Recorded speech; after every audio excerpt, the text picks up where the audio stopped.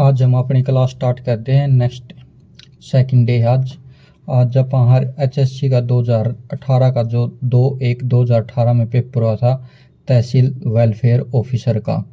आज ये अपना प्रीवियस ईयर पेपर है। जो भी अपने पास पेपर हैं वो सारे प्रीवियस ईयर रहेंगे और ओरिजिनल पेपर रहेंगे जो आपके एग्ज़ाम में आते हैं, उन्हीं का आप रिवीजन करेंगे। और हरियाणा में जितने भी क्वेश्चन आते हैं 60% क्वेश्चन ये होते हैं कि जो पिछले एग्ज़ाम में आए हुए हैं हरियाणा वाले में, वो ही रिपीट होके आते हैं। आज सेकंड डे है अपना। पहले फर्स्ट डे में आपका बहुत अच्छा सपोर्ट रहा क्लास का, और आज आप सेकंड डे स्टार्ट करते हैं। पहला क्वेश्चन होगा अपना जो तहसील वेलफेयर ऑफिसर के सब्जेक्ट के हिसाब से होता है, वो सब्जेक्ट के हिसाब से इनका पहला क्वेश्चन है। लेकिन ये क्वेश्चन हरियाणा पुलिस और ग्रुप डी में भी आते हैं। जो तहसील वेलफेयर ऑफिसर डिपार्टमेंट से जो क्वेश्चन आए हुए हैं, ये इकोनॉमिक्स और ग्रामीण सभ्यता से संबंधित होता है।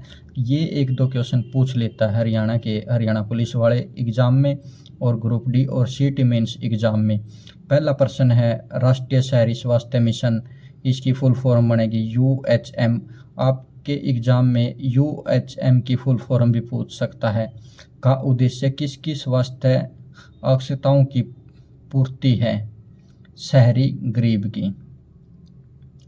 नेक्स्ट क्वेश्चन है अर्थशास्त्र का 2017 नोबेल पुरस्कार किसने जीता था? रिचर्ड थेलर ने। जो हरियाणा में पूछा जाता है 2019 का पूछा जाता है, किसी ने जीता था? आप कमेंट में बताना 2019 वाला, भारत में 2019 वाला अर्थशास्त्र का नोबेल पुरस्कार किसने जीता था? कमेंट में बताना आप। 12वीं पंचवर्षीय योजना की अवधि क्या थी? 2012 से 2017 अवधि थी, लेकिन पंचवर्षीय योजना 2015 में बीजेपी सरकार आने के बाद ख़त्म हो गई थी। उसके बाद हरियाणा या पूरे भारत में 2015 में नीति आयोग स्टार्ट हो गया था। 2015 से नीति आयोग स्टार्ट हो गया था। यह पंचवर्षीय योजना बीच में ही रोक दी गई थी, पूर्ण नहीं हुई थी। दास कैपिटल किससे संबंधित है? कार्ल मार्क्स हैं जो दास कैपिटल से संबंधित हैं। ये इकोनॉमिक्स का प्रश्न है और हमारे हरियाणा पुलिस के एग्ज़ाम में भी आ जाता है। जनसंख्या का सिद्धांत निम्न में से किस अर्थशास्त्री ने दिया था? रॉबर्ट वोल्थस ने दिया था। रॉबर्ट वोल्थस ने। जनसंख्या से संबंधित एक क्वेश्चन पूछा जाता है हरियाणा में। हर एक पेपर में जनसंख्या 2011 से संबंधित आता है। सीमांत उपयोगिता सिद्धांत किसके साथ जुड़ा है? गणनावाचक उपागम के साथ। ये सब्जेक्ट से संबंधित प्रश्न है, लेकिन ये प्रश्न आपका जीके का है। भारत में सार्वजनिक क्षेत्र के लिए कौन सी 2 श्रेणियां आरक्षित हैं? सार्वजनिक क्षेत्र भारत में 4 तरह के क्षेत्र हैं। फर्स्ट प्राथमिक क्षेत्र, द्वितीय क्षेत्र, तृतीय क्षेत्र और सार्वजनिक क्षेत्र। सार्वजनिक क्षेत्र में आते हैं अपने उद्योगों से संबंधित। इसमें आपको संबंधित है रेलवे और परमाणु ऊर्जा। सार्वजनिक क्षेत्र से रेलवे और परमाणु ऊर्जा, खनन और तांबा और कोयला, ये आपके प्राथमिक क्षेत्र से संबंधित हैं। नेक्स्ट क्वेश्चन आपका, भारत में किस वर्ग में समाज को दास प्रणाली में बांटा गया था? गुलाम थे, मालिक थे, स्वतंत्र व्यक्ति थे, सभी को। कार्ल मार्क्स के अनुसार पूंजीवादी प्रणाली के उत्पादक संसाधनों पर स्वामित्व का अधिकार किसे है? बाल श्रम निषेध और नियमन अधिनियम खालिस्तान वर्ष में अस्तित्व में आया था। 1986 में बाल श्रम अधिनियम अस्तित्व में आया था। नेक्स्ट क्वेश्चन है लोक अदालत से संबंधित, लोक अदालत से संदर्भित है त्वरित न्याय के लिए अदालतों के मामले के भार को कम करना। नेक्स्ट क्वेश्चन है आपका, किस अनुच्छेद के तहत भारतीय संविधान द्वारा अस्पृश्यता का अभ्यास समाप्त कर दिया गया था, यानी कि छुआछूत को समाप्त कर दिया गया था अनुच्छेद 17 के according. Charity organisation society COS संयुक्त राज्य अमेरिका में वर्ष 1857 में स्थापित हुई थी। नेक्स्ट क्वेश्चन है, डिनोटिफाइड जनजातियां हैं पूर्व आपराधिक जनजातियां। कौन सा प्रायोगिक डिजाइन का सिद्धांत नहीं है? सार्वभौमिकरण और सामान्यीकरण। निम्नलिखित में से कौन सा ESI का हिस्सा नहीं है? सीमांत लाभ और बोनस। यहाँ से आपके हरियाणा जी के क्वेश्चन स्टार्ट हो जाते हैं। हरियाणा सरकार के प्रथम एडवोकेट जनरल कौन थे? आनंद स्वरूप। ये बहुत ज़्यादा क्वेश्चन देखने को मिलता है हर एग्जाम में, एडवोकेट से संबंधित अपने जनरल एडवोकेट जो या तो वर्तमान के पूछे जाते हैं या फर्स्ट पूछे जाते हैं, या जब हमारा देश आज़ाद हुआ था 1947 में हरियाणा और पंजाब के उस टाइम पे पहले कौन थे वो पूछे जाते हैं, या 1966 में जब पंजाब से हरियाणा अलग हुआ उस टाइम के पूछे जाते हैं। ये किसी न किसी एग्ज़ाम में हरियाणा के में अवश्य पूछा जाता है। इसको जो 1947 के टाइम पे पंजाब और हरियाणा संयुक्त थे उस टाइम पे कौन थे वो याद कर लो, और 1966 में जब हरियाणा पंजाब से अलग हो वो याद कर लो, और वर्तमान में कौन है वो याद कर लो। ये हरियाणा पुलिस में या आपके ग्रुप डी में या CT का जो मेंस होगा उसमें ज़रूर पूछा जाएगा। देशी रियासतों में लोगों के संगठनों द्वारा चले राष्ट्रीय आंदोलन को क्या कहते थे?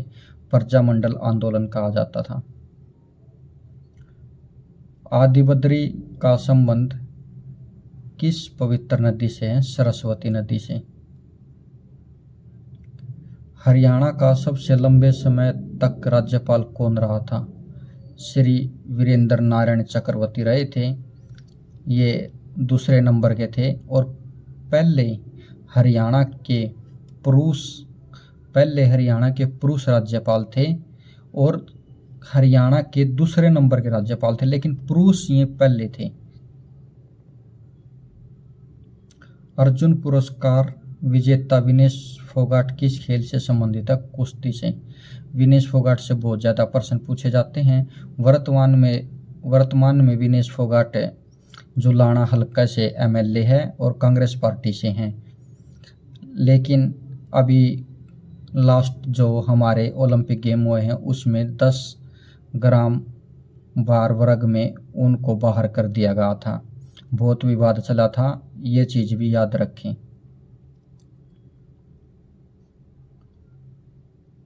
भारतीय सिंगर गायक रूपिंदर हांडा का जन्म हरियाणा के किस जिले में हुआ था? सिरसा में। रूपिंदर हांडा सिरसा से हैं, और हुड्डा साहब जो रणदीप हुड्डा हैं वो अपने रोहतक से हैं, और सबसे ज़्यादा पूछा जाने वाला पर्सन है सोनू निगम, वो अपने फरीदाबाद से हैं, और सुनील दत्त हैं जो अपने, और संजय दत्त हैं उनका संबंध यमुनानगर से है। हरियाणवी भाषा में लिखा गया प्रथम उपन्यास जाड़ो फिरी है। जाड़ो फिरी हरियाणा का पहला प्रथम उपन्यासकार है, हरियाणवी भाषा में लिखा गया, और ये राजा राम शास्त्री ने लिखा था। राजा राम शास्त्री का जाड़ो फिरी से अलग दूसरा उपन्यास कौन सा है? कमेंट बॉक्स में आपने बताना है। 1845 में लाडवा विद्रोह का नेता कौन था? अजीत सिंह। 1845 में लाडवा विद्रोह का नेता अजीत सिंह था। बहुत बार क्वेश्चन एग्जाम में पूछा जाता है। नेक्स्ट क्वेश्चन अपना, निम्नलिखित में से किस व्यक्ति ने भारत के उप प्रधानमंत्री के रूप में भी अपनी सेवाएं दी थी? चौधरी देवीलाल। चौधरी देवीलाल भारत हरियाणा के पहले व्यक्ति थे जो उप प्रधानमंत्री बने थे। चौधरी देवीलाल के बारे में संपूर्ण जानकारी होनी चाहिए आपको। हरियाणा में पुलिस या ग्रुप डी में एक क्वेश्चन पूछा ही जाता है चौधरी देवीलाल के बारे में और भजन लाल के बारे में। ये दोनों याद कर लेना। इनका कार्यकाल, इनके व्यक्तित्व के बारे में पूरी जानकारी होनी चाहिए आपको। कल्पना चावला की मृत्यु अंतरिक्ष मिशन में हुई थी 1 फरवरी 2003 को। मैंने पहले वाली वीडियो थी उसमें ये आपको बताया था कि उसकी मृत्यु कब हुई थी, और ये देख लो 2018 वाले एग्जाम में यही क्वेश्चन आया हुआ है कल्पना चावला के बारे में। लेकिन वर्तमान में हरियाणा में जो खिलाड़ी हैं, जो हाईलाइट हुए हैं, उनकी याद रखो। जन्म कौन से गांव में हुआ था, उनकी माता का नाम क्या है, उनकी मृत्यु, उनका जन्म कब हुआ था, वो तारीख याद रखो। जैसे अब वर्तमान में हरियाणा में चैंपियनशिप के लिए और कॉमनवेल्थ ओलंपिक गेम के लिए अभी कुश्ती हुई थी, जिसमें विनेश फोगाट को, जो जींद जिले की लड़की थी उसके साथ कुश्ती हुई थी, उसकी विनेश फोगाट की, उस लड़की ने विनेश फोगाट को हरा दिया था। अब विनेश फोगाट एमएलए है कांग्रेस सरकार से, अब वर्तमान में जुलाना हल्के से। अब ये क्वेश्चन हाईलाइट बहुत हुआ था और बहुत चर्चा हुई थी इसकी। तो उस मीनाक्षी उसका नाम था जिसने उसको हरा था, जींद जिले की है। उसका व्यक्तित्व याद कर लेना मीनाक्षी का। आपको किसी न किसी क्वेश्चन में, पेपर में उसके बारे में जरूर देखने को मिलेगा, मीनाक्षी के बारे में, जो जिसको विनेश फोगाट ने हरा के ओलंपिक की दौड़ से बाहर कर दिया था। किस स्थान पर राजा नाहर सिंह का किला मौजूद है? बल्लभगढ़ में। सतकुंभा मेला किस जिले में होता है? सोनीपत में। मेलों से एक क्वेश्चन हर बार पूछा जाता है। अभी एचटेट का एग्जाम हुआ था, उसमें उदासनाथ का मेला पूछा गया था। उदासनाथ का मेला पूछा गया था कहाँ पे है? वो जब वर्तमान में तो पलवल में है, लेकिन जब पलवल फरीदाबाद से अलग नहीं हुआ था तो फरीदाबाद में था। ये सीधा क्वेश्चन बनता है। अगर पलवल और फरीदाबाद दोनों ऑप्शन में है तो आपको पलवल लगाना है। अगर पलवल आपको ऑप्शन में नहीं दिया जाता तो उदासनाथ का मेला फरीदाबाद लगाना है। बेटी बचाओ बेटी पढ़ाओ कार्यक्रम का आरंभ पानीपत में प्रधानमंत्री द्वारा किस तिथि को किया गया था? 22 जनवरी 2015 को। अब इससे संबंधित कौन सा क्वेश्चन बनेगा? आपको वर्तमान में लिंग अनुपात देखना, हरियाणा का कितना है, किस डिस्ट्रिक्ट में सबसे कम है, किस डिस्ट्रिक्ट में सबसे ज़्यादा है। वर्तमान में 2024-25 का देख लेना, वो आपको मिल जाएगा, वो याद कर लेना, उससे संबंधित क्वेश्चन आएगा। ख्वाजा अल्ताफ हुसैन हाली थे, एक कवि थे ख्वाजा अल्ताफ हुसैन हाली। राष्ट्रीय राजमार्ग नंबर 10 निम्नलिखित हरियाणा के सभी जिलों से निकलता है सिवाय भिवानी के। सिरसा से होके जाता है, हिसार से होके जाता है, रोहतक से होके जाता है, लेकिन भिवानी से नहीं होके जाता। लेकिन इस क्वेश्चन में अपवाद है।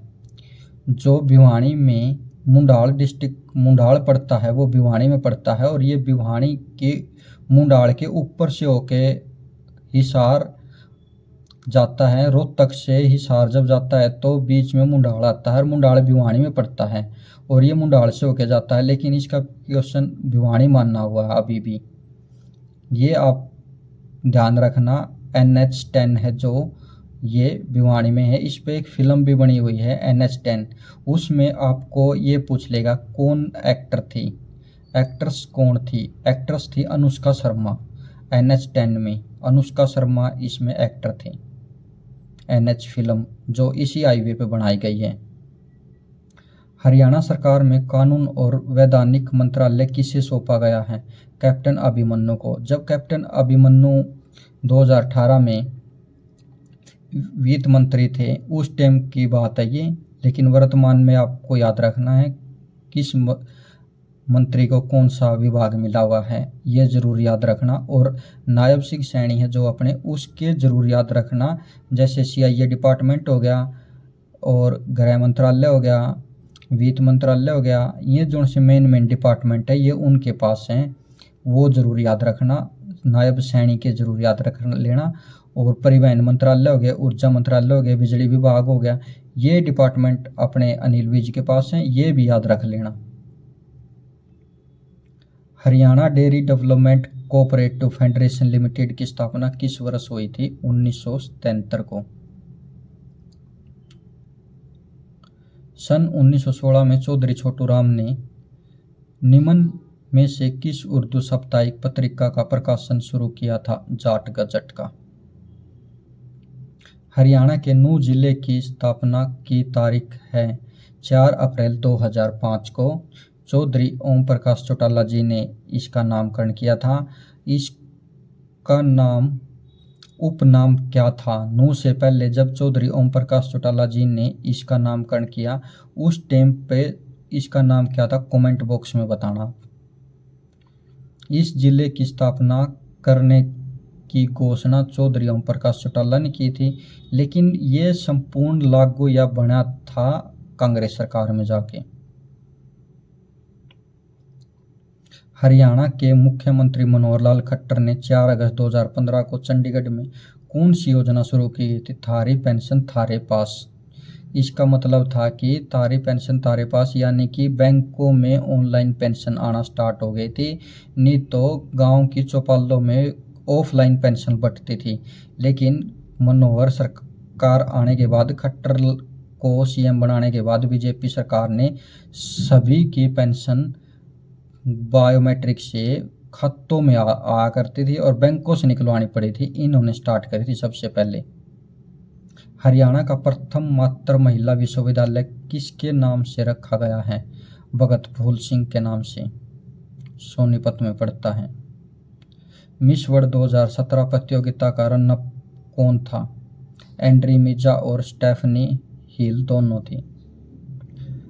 Grasim Bhiwani textile limited GBTL को पहले किस नाम से जाना जाता था? Punjab cotton mills. चरखी दादरी हरियाणा का 22वां जिला है। इसके पूर्व चरखी दादरी किस जिले का हिस्सा था? भिवानी का। और अब 23वां जिला बन गया है हांसी। ये हांसी के बारे में क्वेश्चन पूछ सकते हैं। ये हांसी जिला बनने से पूर्व किस जिले का हिस्सा था? हिसार का। हिसार से अलग होके हांसी बना है, याद रखना ये।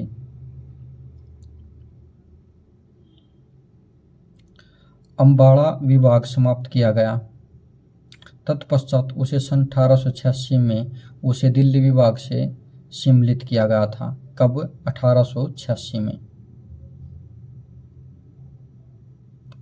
2017 IMD विश्व प्रतिभा रैंकिंग में भारत का रैंक क्या है?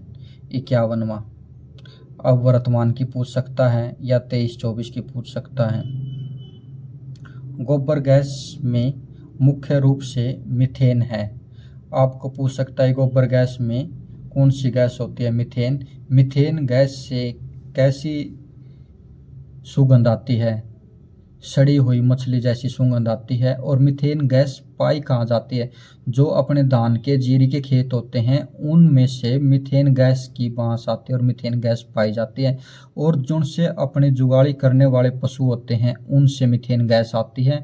लेकिन आपसे एक क्वेश्चन पूछा जाएगा कि निम्नलिखित में से जुगाड़ी करने वाले जानवरों में से कौन सा जानवर ऐसा है जो मीथेन गैस या जुगाड़ी नहीं करता है? जुगाड़ी नहीं करता है उसमें आपको ऑप्शन मिलेगा घोड़ा। घोड़ा जुगाड़ी नहीं करता है, बिना जुगाड़ी करने वाला पशु है घोड़ा। ये क्वेश्चन याद रखना, हर बार एग्जाम में पूछा जाता है। और हरियाणा पुलिस वाले तो खास कर याद रखना, क्योंकि वहाँ पे पशुओं का डाटा पूछा जाएगा और ये क्वेश्चन बन सकता है। धार के राजा भोज निम्नलिखित में से कौन से राजवंश से संबंधित थे? परमार राजवंश से संबंधित थे। कलकत्ता किस नदी के किनारे स्थित है? हुगली नदी के किनारे। आपको जितनी भी नदियों के किनारे शहर बसे हुए हैं सभी याद रखने हैं। ये आपका रीजनिंग का क्वेश्चन है। इसमें 40 छात्रों की एक पंक्ति में क्रिस बाईं तरफ से 25वें स्थान पर खड़ा है और कल्पित दाईं तरफ से 25वें स्थान पर खड़ा था। क्रिस और कल्पित के बीच कितने छात्र हैं ये बताना है। ये दोनों को जोड़ के 50 हो जाएगा। 50 में से 40 माइनस कर देंगे, 10 बच जाएगा। 25 और 25 इन दोनों का स्थान 2 बारी गिना गया है, इस करके 10 में से 2 माइनस कर देंगे, यहाँ पर 8 आ जाएगा। ये रीजनिंग का क्वेश्चन है। इसमें पूछ रखा है, 2 ऑप्शन है देखो, डी और डब्ल्यू तो सेम है। आपको तीसरे पे जाना है। तीसरा अक्षर क्या आएगा? एच 8 पे होता है, आई 9 पे होता है, एक एक प्लस हो रहा है, जे 10 पे, तो अगला के आएगा। के भी तीनों में, पहले और तीसरे में, लेकिन लास्ट ऑप्शन देखना है। एल 12 पे, एम 13 पे, एन 14 पे और नेक्स्ट वाला 15 पे ओ आता है, पी 16 पे होता है। इस करके थर्ड ऑप्शन ठीक हो गया इसका। ये नेक्स्ट दे रखा है, ए को अगर 1 मानने, ई को 5 मानने, तो रेन के जितने भी वर्ड इनको जोड़ेंगे 42 हो जाएगा। और ट्रेंस वर्ड को हम जोड़ेंगे कि टी 20 पे होता है, आर 18 पे, ए 1 पे, आई 9 पे होता है, एन 14 पे होता है, एस 19 पे होता है। अगर इनका हम जोड़ करेंगे तो इसका 81 आएगा। नेक्स्ट पर्सन अपना ये सीटिंग अरेंजमेंट का ये सीक्वेंस में लगाने हैं मीनिंगफुल करके। जैसे इसमें आगमन हो गया, पहले आगमन आएगा, फिर उसके बाद परिचय देंगे, परिचय देने के बाद प्रस्तुति प्रस्तुत करेंगे आप बच्चे के सामने, फिर उस पर हम चर्चा करेंगे और फिर आगे सिफारिश करेंगे इसकी।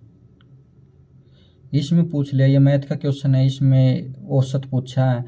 जैसे 1, 3, 5, 7, 9, 11, 13 और 15 ये दे रखे हैं। 8 सब 8 हैं। 1, 3, 5 को एक तरफ छोड़ देंगे, 11, 13, 15 को एक तरफ छोड़ देंगे, बीच में बच गए 2। इन दोनों को जोड़ के 2 से डिवाइड कर देंगे। 7 और 9 का जोड़ 16 आता है, 16 भाग में 2 कर देंगे, 8 आ जाएगा। औसत निकालने का तरीका ये।